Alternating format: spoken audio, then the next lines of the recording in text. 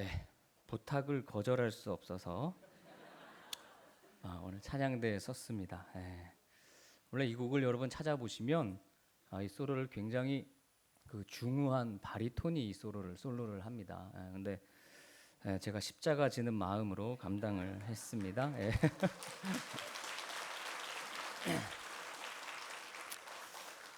특별히 오늘 이제 이 팔복에 대해 말씀을 듣는 마지막 시간이기 때문에 좀 의미가 있겠다 싶어서 부르게 되었습니다. 오늘 산상수훈 강의를 시작하고 그 산상수훈의 제일 첫 번째 주제인 팔복, 그 마지막에 이르렀습니다. 그동안 7가지 복을 들으면서 여러분의 마음이 어떠하셨는지 굉장히 궁금합니다. 여러분들이 저한테 문자를 주셨어요. 이 팔복의 말씀을 들으면서 때로는 굉장히 좀 힘들다, 또 마음이 괴로운 부분도 많이 있겠다. 또 어떤 분은 목사님이 세상을 잘 모르시는 것 같다, 그런 문자도 받아봤습니다. 물론 그 결론은 다르지만 여러분, 이게 복이라면 참 괴로울 수밖에 없다. 왜냐하면 우리의 본성과는 그 모든 것들이 반대적인 것들이기 때문입니다. 저는 지난 이제 주간에 이 마지막 말씀을, 팔복의 마지막 부분을 준비하면서 내가 예수를 좀 잘못 믿고 있다는 생각을 했습니다. 내가 좀 잘못 믿는 것 같다. 한참 잘못 믿은 게 아닐까. 그래서 친한 목사님과 이렇게 통화를 하면서 그렇게 얘기했어요. 나는 세상에서 박해와 미움을 별로 안 받는 것 같아. 그러니까 그 목사님이 무슨 일이 있냐고, 무슨 일이 있어? 왜 그런 말을 해? 이 설교를 준비하는 걸 모르니까 그런 얘기를 하겠죠. 내가 뭔가 크게 잘못 믿고 있는 것 같아. 그런 생각을 많이 했습니다. 예수님이 말씀하시는 복과 세상이 생각하는 복은 참 다릅니다. 세상은 부요한 자가 복이 있다고 하는데 주님은 가난한 사람이 복이 있다고 하십니다. 세상은 그냥 어지간한 죄는 좀 덮어두고 대수롭지 않게 여기는 사람이 복이 있다고 하는데 예수님은 자기의 아주 작은 죄도 심각하게 받아들이고 애통하는 자가 복이 있다고 말씀하셨어요. 세상은 자신만만하고 강한 사람이 복이 있다고 하는데 예수님은 온유하고 화평케 하는 사람이 복이 있다고 하십니다. 세상은 목적을 이루기 위해서라면 적절한 타협도 할 줄 아는 사람이 복이 있다고 하는데 예수님은 이 혼탁한 세상에서 진실과 정직을 잃지 않기 위해 내가 가지고 있는 것을 타협하지 않고 마음의 청결함을 지키는 자가 복이 있다고 하십니다. 이것만 해도 우리의 본성과는 달라서 참 불편한데 오늘 8번째 살펴볼 말씀은 더더욱 받아들이기 힘든 복입니다. 외면하고 싶은 복이고요, 모른 척하고 싶은 복입니다. 이 하나님의 말씀은 그냥 한번 듣고 잊어버리고 싶은 복입니다. 보편적인 복과는 많이 다릅니다. 예수님이 7가지는 다 한 절로 이렇게 설명하시는 것에 비해서 이 팔복의 마지막은 2절을 부연 설명으로 덧붙여 놓으셨습니다. 그만큼 예수를 믿는다는 것에 대해서 얘기할 때 다루지 않으면 안 되는 매우 중요한 주제이기 때문에 우리 예수님도 이것을 조금 길게 설명을 하셨던 거예요. 예수님을 따르는 성도, 제자의 삶에 수반되는 박해, 고난, 핍박, 악평, 악담, 이런 것은 신약 성경에 나오는 핵심 주제 중에 하나입니다. 어느 성경도 이 주제를 다루지 않는 성경이 없습니다. 요한복음 17장 14절 말씀을 같이 읽어봅니다. 요한복음 17장 14절입니다. 시작. 내가 아버지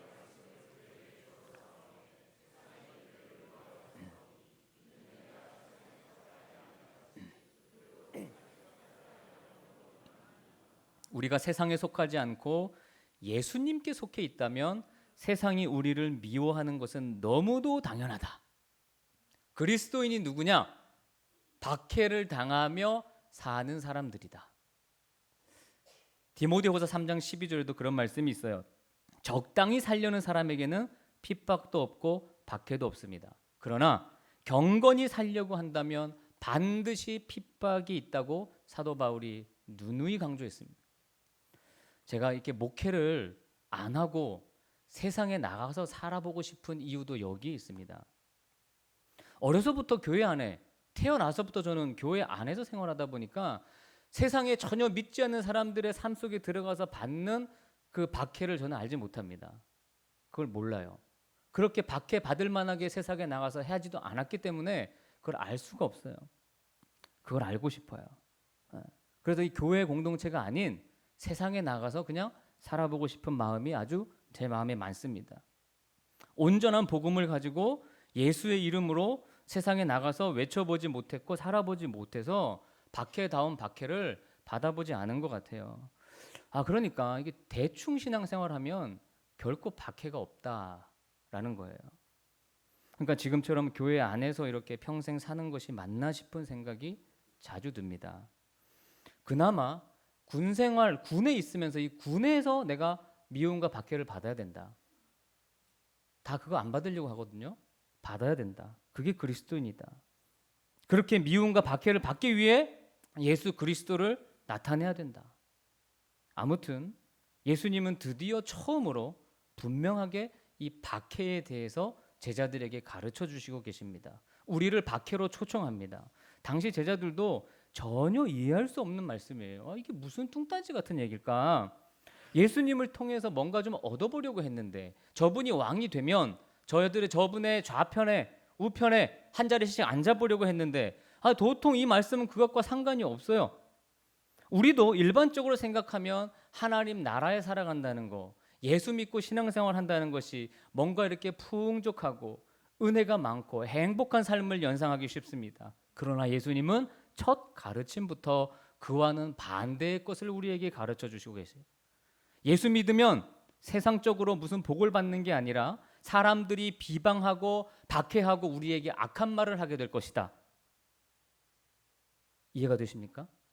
만약 예수 믿는 사람들의 의와 가치가 세상적인 것과 같다면 우리 기독교인들이 배타성을 가질 필요가 없어요. 기독교는 배타적일 이유가 없습니다. 그러나 기독교는 배타적일 수밖에 없어요.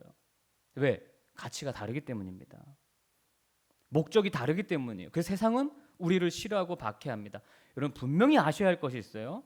교회가 이 세상을 기독교 국가로 바꿀 수 있을 거라는 그런 환상과 착각에서 벗어나야 됩니다. 교회는 결코 그 일을 할 수가 없어요. 왜? 세상은 하나님께 대항하기 때문에 결코 기독교화 되지 않습니다. 그렇게 되도록 마귀가 놔두질 않아요. 교회는 언제나 소수의 박해받는 단체로서 세상과 타협하지 않고 끊임없이 빛을 발하며 죽음을 향해 가는 곳입니다. 세상과 다른 예수님의 가치, 하나님의 다스림 속에 살아가는 그런 자들의 공동체입니다. 박해 없는 신앙생활을 하는 사람은 어찌 보면 조금 요즘 말로 짝퉁일 수가 있어요. 예수님 말씀에 비추어 보면 내가 세상으로부터 받는 박해가 없다. 믿음 때문에 받는 박해가 없다. 짝퉁입니다. 죄송하지만. 교회 생활을 바르게 하면 모든 면에서 핍박과 어려움이 따라요. 주일 성수도 그렇고 예배와 함께 기도하는 모임에 참석하는 것도 그렇고 헌금 생활, 봉사, 사랑하는 일 다 그렇습니다. 세상 일 다 하고 세상에서 얻을 거 다 얻고 손해 안 보고 제대로 믿을 수는 없는 일이에요. 희생 없이 그런 거는 불가능합니다. 지금 이 나라는 예수 믿기 사실 이보다 좋은 나라가 없어요. 우리나라는 너무 좋아요. 종교의 자유를 그래도 철저하게 보장합니다. 그 보장해 주는 게 또 하나의 인권이기 때문입니다. 여러분 미국이 기독교가 바탕이 된 나라라고 다 알고 있지만 요즘에는 미국도 어렵습니다. 기독교의 활동을 한국보다 더 많이 제약해요. 아시다시피 공립학교에서는 학생들이 공적인 기도 모임을 가질 수 없습니다. 그건 법으로 정해져 있어요. 대통령이 성경에 손을 얹고 선서는 하지만 학교에서 선생님이 학생들에게 하나님이란 말, 가시란 말을 하면 안 됩니다. 애국가에서 또 그 화폐에서 하나님 이 가시라는 말을 빼자고 온 그 전 나라에서 주장합니다. 많은 사람들이 그 얘기합니다. 하물며 이슬람권 국가에는 어떨까요? 교회에서는 무슨 사업을 할 수가 없어요. 일을 할 수 없습니다. 예수 믿으면 지역에서 완전 왕따 돼요. 따돌림 받아요. 그 마을에 있는 공동묘지에 묻힐 수도 없어요. 예수 믿는다는 이유 하나 때문에. 여러분 우리가 말세가 되면 될수록 정말 제대로 알고 믿어야 됩니다. 잘못 믿으면 여러분의 믿음이 다 헛것이 되고 말아요. 예수 믿는 것이 뭘까? 여러분 정말 진지하게 생각해 보셨습니까? 예수 믿는 게 뭐냐? 정말 예수님의 말씀을 제대로 따라 살아보아야겠다고 결단해 보신 적이 있으십니까? 팔복의 첫 번째 말씀과 팔복의 마지막 말씀은 하나님의 나라가 나의 것이 된다는 것인데, 오직 하나님의 나라를 유업으로 받는 자가 최고로 복된 자다. 그 하나님 나라는 하나님의 방식, 예수님의 원리가 적용되는 그런 나라다. 그런 통치의 개념이다라고 설명했어요. 성도들이 믿음 생활에 실패하는 이유는 여기에 있습니다. 대다수의 성도들이 천국행 열차 탔으니 이 세상에서는 그저 하나님이 주시는 복받고 잘되고 돈 많이 벌고 인정받고 할 수 있는 한 높은 지위를 얻고 세상에서 하고 싶은 것 마음껏 하고 행복하게 살자. 그게 복이라고 여깁니다. 죄송하지만 예수 믿는 것이 뭔지 모르시는 분입니다. 예수 믿는 것이 뭘 뜻하는지 모르시는 겁니다. 예수님의 말씀을 제대로 공부 안 하신 겁니다. 아니면 외면하고 사시는 겁니다. 사실 오늘은 성서주일이죠. 우리 교회들이 암묵적으로 성서주일로 정해서 지키는 그런 주일입니다. 한 학자가 그런 비판을 했습니다. 지난 2000년간 서구 기독교가 성경을 읽지 않았다. 그러나 그건 정확한 비평이에요. 성경을 읽으면서 예수님의 받는 고난을 내가 받는다는 것을 회피하는 것은요, 잘못된 겁니다. 우리의 본성과 반대되기 때문에 그래요. 하나님 나라를 유업으로 받고 하나님 나라를 사는 자는 세상에서 좀 뒤처져도 괜찮고요, 덜 가져도 되고 병들어도 되고 세상에 이끌리지 않는 사람이에요. 남들과 똑같이 내 자식 남부럽지 않게 키워야 되고 좋은 대학, 좋은 직장에 들어가야 되는 그런 식으로 사는 사람은 온전한 성도가 아닙니다. 예수님은 그런 말씀 하신 적이 없어요. 교회에 오면 신자로 살고 여러분 세상 나가면 세상 사람으로 살죠. 신자다운 심령의 가난함과 의에 줄이고 목마른 것과 그래서 생겨나는 그 의로 인한 박해를 감수하지 않아요. 교묘하게 세상과 타협하고 삽니다. 좋은 신앙이란 자기의 신자된 본분을 지키고 세상의 불이익쯤은 감수하는 사람이에요. 교회가 그저 세상에서 봉사하며 좋은 이야기나 듣고자 하는 그런 단체로 요즘 전락하고 있습니다. 카페 만들고 도서관 만들고 지역사회에 그저 좋은 이야기나 듣고자 합니다. 그건 교회가 아닙니다. 교회는 세상으로부터 박해받는 곳입니다. 예수님의 말씀을 올바로 전하고 따르기 때문에 박해받는 곳이지 그들에게 칭찬 들으려고 그런 거 만드는 곳이 아니에요. 물론 그런 일 해야죠. 해서 그들과 좋은 관계를 맺어서 전도해야죠. 그러나 그거는 부수적인 문제입니다. 부차적인 문제인 거예요. 요한복음 15장 18절에서 20절 말씀입니다. 요한복음 15장 18절 20절입니다. 시작. 세상이 너희를 미워하며 너희보다 먼저 너희가 세상에 속하였으며 세상이 자기의 것을 사랑할 것이나 너희는 세상에 속한 자가 아니요 도리어 내가 너희를 세상에서 택하였기 때문에 세상이 너희를 미워하느니라. 내가 너희에게 종이 주인보다 더 크지 못하다 한 말을 기억하라. 사람들이 나를 박해하였은즉 너희도 박해할 것이요 내 말을 지켰은즉 너희 말도. 성도는 고난을 각오하는 사람이에요. 예수님이 박해를 받으셨기 때문에 우리는 예수님의 말을 듣듯이 세상 사람들이 여러분이 전하는 말을 듣게 되는 능력은 어디서 나오느냐? 여러분이 예수님과 같은 박해를 받을 때 나오는 겁니다. 여러분에게도 박해가 있고 고난이 있을 때 여러분이 전도하면 그 사람들이 그 전도를 듣습니다. 바로 오늘 주님이 하신 이 말씀이에요. 사도행전 14장 22절에도 하나님 나라에 들어가려면 많은 환난을 겪어야 한다고 했습니다. 이것이 없이는 신앙생활이 아닌 거예요. 그 전에 머물러 있는 거죠. 자, 오늘 본문도 11절에 보면 10절에서 말한 의로 인해 박해받는 것에 대해서 조금 더 설명하고 있어요. 자, 11절 말씀입니다. 본문 11절 시작. 나로 말미암아 너희를 욕하고 박해하고 거짓으로 너희를 거슬러 모든 악한 말을 할 때 너희에게 복이. 예수님의 말씀을 따를 때 악담을 듣고 모욕을 당하고 거짓으로 비방을 당하는 일이 우리 삶에 있을 것이니까 너네 그거 각오하고 믿어라. 알았지? 제자들한테 얘기하고 있어요. 심지어 12절에 보면 말도 안 되는 말이 기록되어 있습니다. 자, 12절입니다. 시작. 기뻐하고 즐거워하라. 하늘에서 너희의 상이 큼이라. 너희 전에 있던 선지자들도 이같이. 네, 참 제가 여기서 한숨이 나오더라고요. 핍박과 고난과 박해가 있을 때 어떻게 하라고요? 기뻐하고 즐거워해라. 참 성경이 여러분 오묘하지 않습니까? 사실 저도 이 말씀을 전하면서 심히 괴롭습니다. 너무 고통스러워요. 왜냐하면 제가 이런 상태에 이르러서 이 말씀을 전하는 것이 아니기 때문입니다. 저 역시 너무 연약하고 실패하고 팔복보다는 세상의 복에 기대어 살 때가 많아요. 그러나 예수님이 제시하신 이 길을 우리가 걸어가야 하기 때문에 그저 소망 가운데서 이 말씀을 전하고 있을 뿐입니다. 박해를 받을 때 기뻐해라. 분노하거나 조롱하거나 보복하지 말고 기뻐해라. 누가 여러분한테 막 너 예수 믿는다고 너 뭐 예수 믿으면서 군생활하냐? 그 교회 다니지 마. 그러면 오히려 기뻐하래요. 저를 더 박해해 주세요. 저를 더 고난 속에 들어가게 해주세요. 저는 이게 너무 즐거워요. 예수님 때문에 받는 고난이 너무 행복해요. 아니 이게 어떻게 되냐고요. 우리 인간의 감정이 분노하게 되고 그들을 향해 주먹을 날리게 되지 어떻게 이게 되냐고요. 그런데 세상이 욕할 때 이것은 오히려 기쁜 일이다. 이렇게 하래요. 우리 예수님이. 로마서 5장 3절에 보면 우리가 환난 중에도 즐거워하나니, 야고보서 1장 2절에도 너희가 여러 가지 시험을 당하거든 온전히 기쁘게 여기래요. 성경은 다 그런 얘기예요. 고난 받을 때 기쁘게 여기래요. 감당하래요. 근데 왜 그렇느냐? 오늘 본문의 예수님은 바로 하늘의 상이 크기 때문이라는 거예요. 그러니까 이 하늘의 상이 내 마음과 피부에 완전히 와닿지 않으면 이렇게 사는 것은 impossible, 불가능해요. 그러면 정말 세상에서 받는 고난과 박해를 기뻐하는 사람은 진짜 저 하늘의 상을 보면서 사는 사람이죠. 여러분, 이 땅에서도 어떤 상이 보장되어 있다, 또 성공이 보장되어 있다, 뭐 진급을 시켜준다, 그러면 예를 들면 어려운 보직에 가더라도 진급이 보장된다 그러면 그거 견디시죠. 그나마 뭐 그래요 다들 나 뭐 어차피 뭐 그냥 할 수 있어. 근데 여러분 하늘의 상급이 있는데 이 땅에 이 고난을 못 견딘다고요? 그건 하늘의 상을 보지 않는 거죠. 그거 믿지 않는 거예요. 그러니까 이 얘기를 우리가 귀로는 수천 번 들어도 진짜로 믿지는 않는 것입니다. 고난 얘기는 별로 듣고 싶지 않은 것입니다.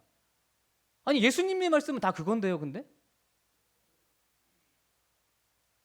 마태복음 24장 9절을 보면 그때 사람들이 너희를 환난에 넘겨주겠으며 너희를 죽이리니 너희가 내 이름 때문에 모든 민족에게 미움을 받으리라 그랬어요. 그러니까 말세가 되면 될수록 세상은 더 우리를 뭐 하는 거예요?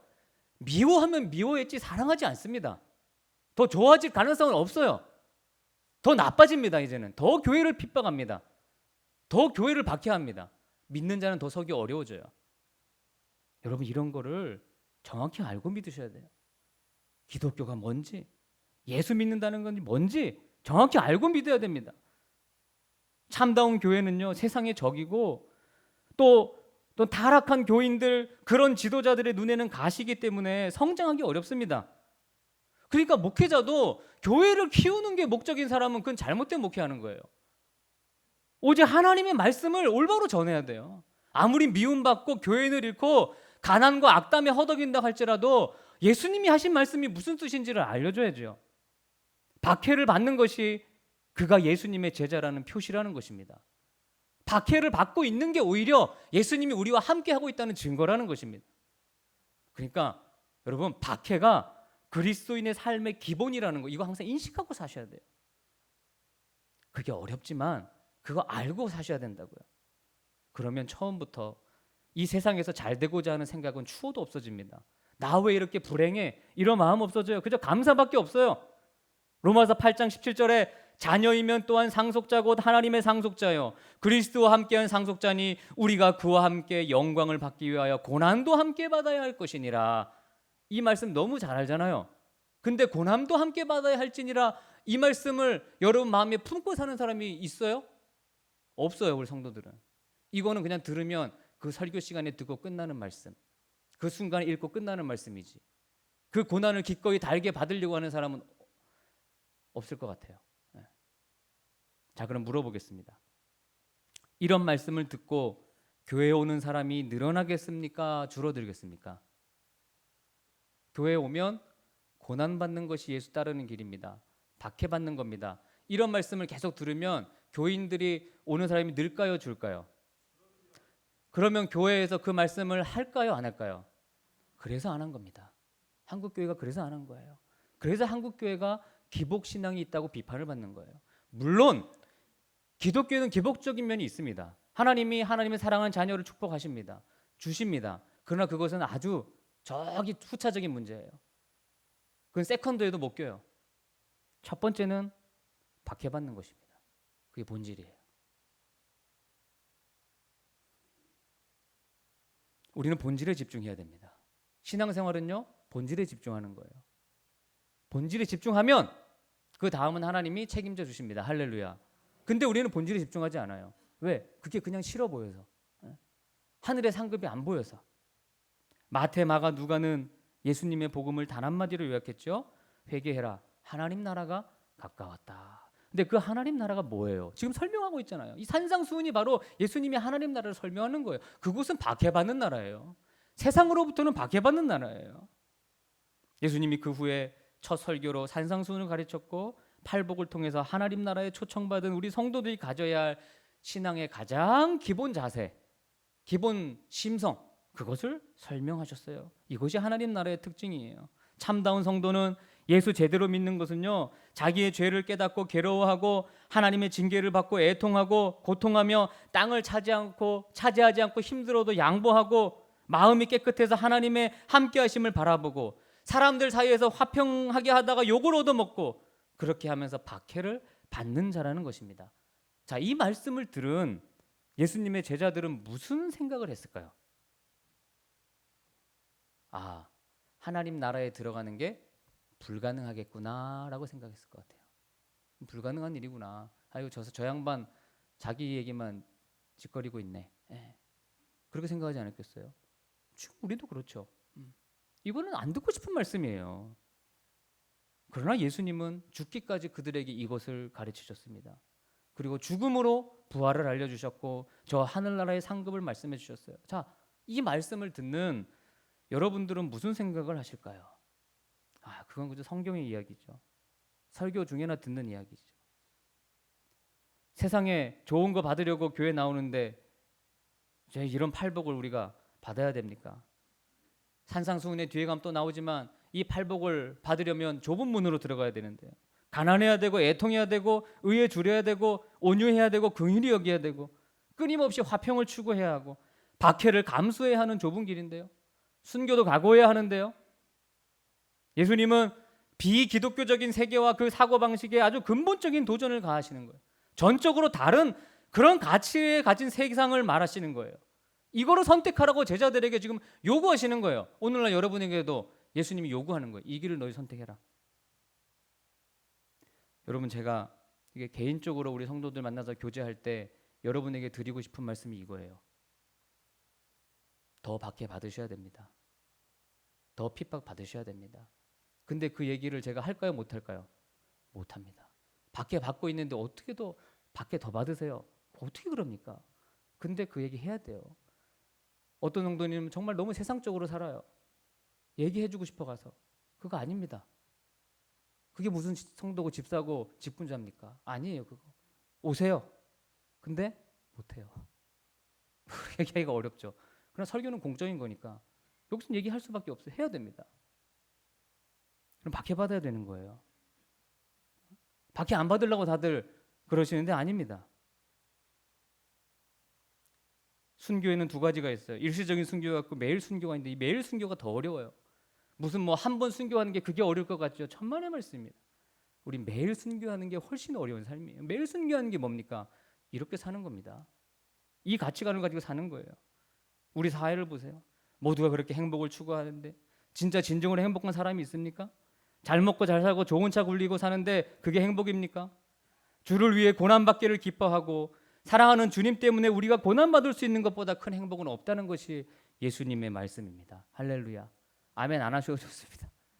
아멘 하기 어렵죠. 주님과 한 길 가는 데서 오는 박해와 고난을 기뻐하십시오. 그런 고난을 면하려고 하지 마십시오. 질러가는 길, 남들이 좋다 하는 길, 그런 길 가려고 하지 마십시오. 이번 주 제가 이거 가지고 회개를 많이 했어요. 질러가고 싶고 남들이 가는 길 가고 싶고 박해 안 받는 길로 가고 싶고 주님의 길로 가는 동안 기뻐하고 즐거워하며 오히려 박해 받을 때 더 기뻐하래요. 그럴 때 예수님의 이름이 살아나고 영광이 나타나고 이 교회가 이 땅의 교회들이 존영케 되는 아름다운 일이 있게 된다는 것입니다. 이게 본질입니다. 이렇게 살지는 못해도 이거 알고는 계셔야 됩니다. 하지는 못해도 알고는 계셔야 돼요. 최소한. 그래야 나중에 주님한테 우리가 혼나지 않아요. 여러분, 교회 다닌다는 거를, 예수 믿는다는 거를 정확히 하십시오. 그 예수님의 산상수훈 말씀에 우리 신앙생활의 핵심이 나와 있어요. 그 중에 오늘 팔복의 핵심 뭐냐? 나를 따르는 자는 세상으로부터 박해를 받는다는 겁니다. 찬양하겠습니다.